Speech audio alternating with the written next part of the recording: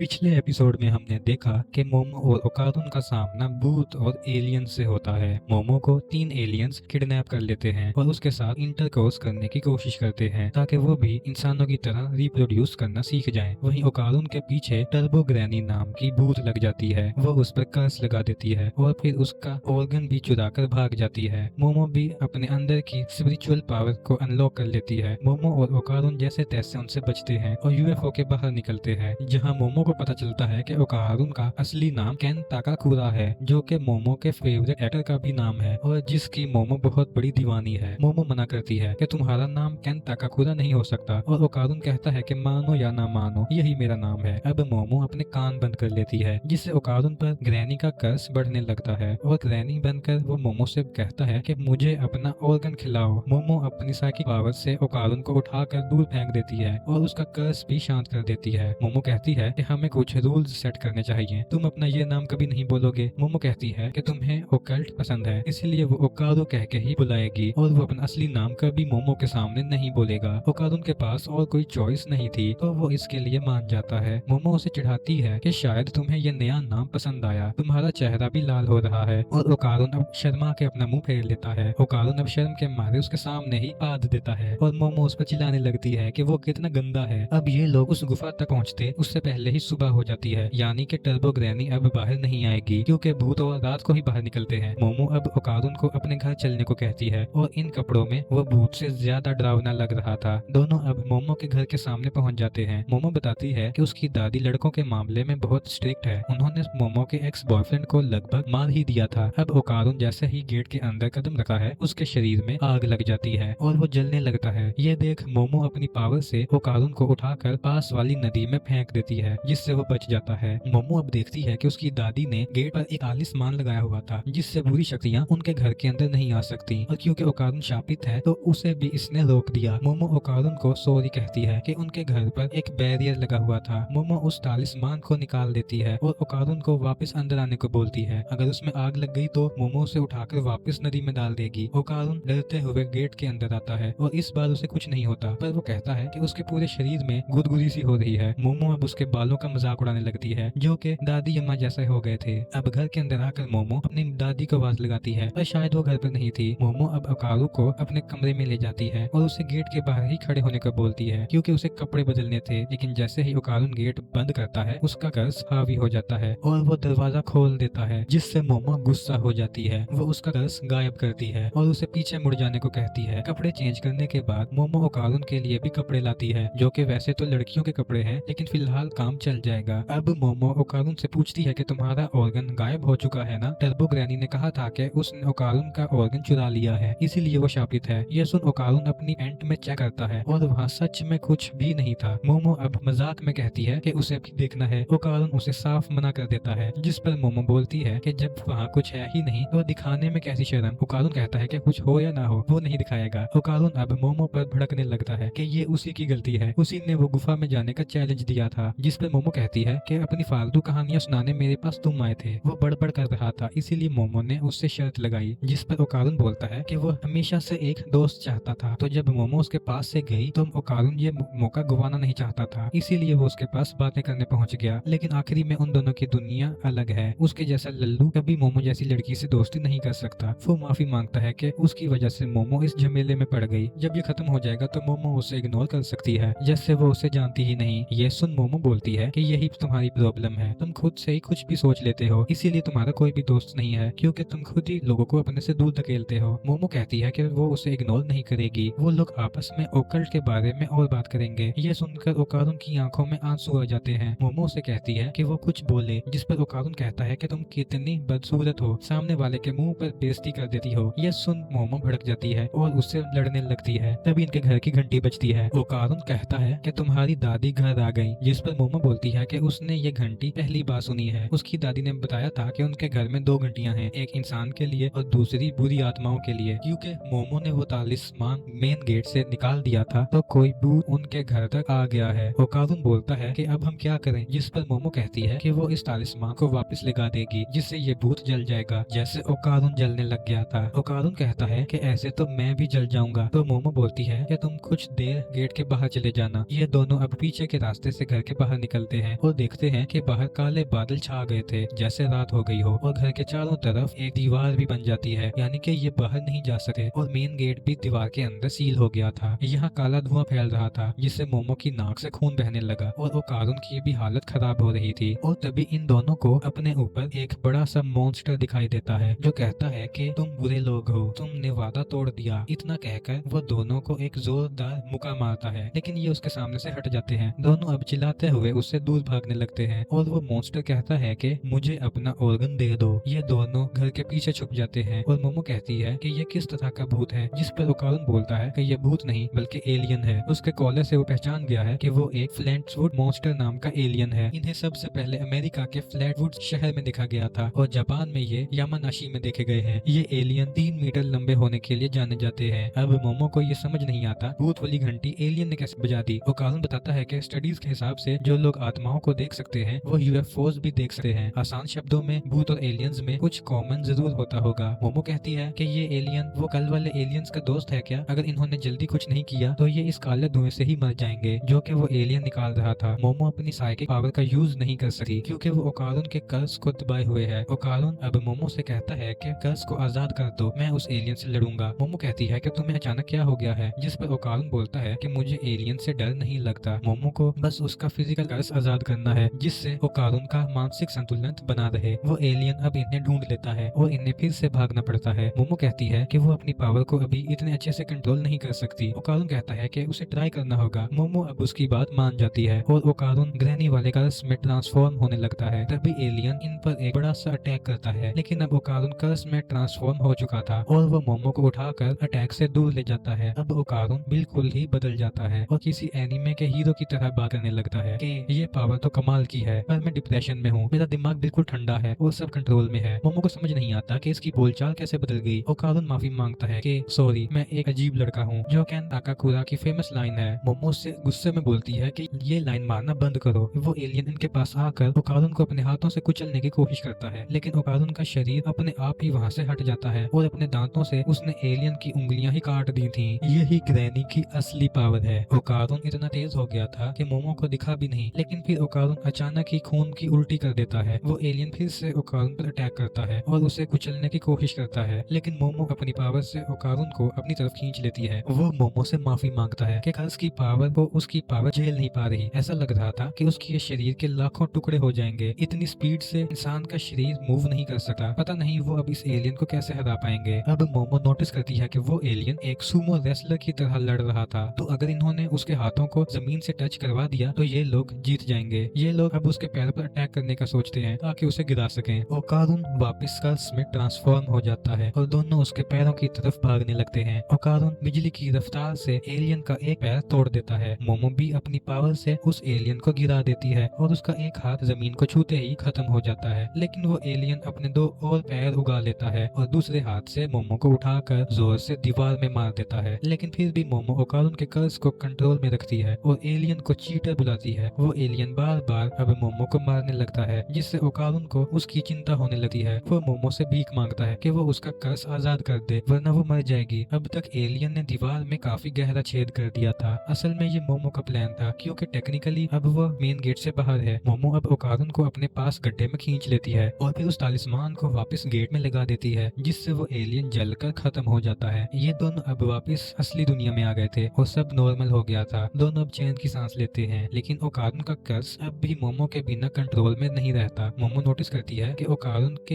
Hair style भी थोड़ी बदल गई थी। अब काफी थकने की वजह से मोमो बेहोश हो जाती है और उसके बेहोश होते ही ओकारुन का कर्ज उस पर हावी हो जाता है और वो पूरी तरह से टर्बो ग्रैनी में ट्रांसफॉर्म हो जाता है और ये एपिसोड यहीं पर एंड होता है। तो दोस्तों आपको डैन डैन का एपिसोड 2 कैसा लगा हमें कमेंट्स में जरूर बताइएगा। अगर वीडियो अच्छी लगी हो तो लाइक करें और चैनल को सब्सक्राइब करें।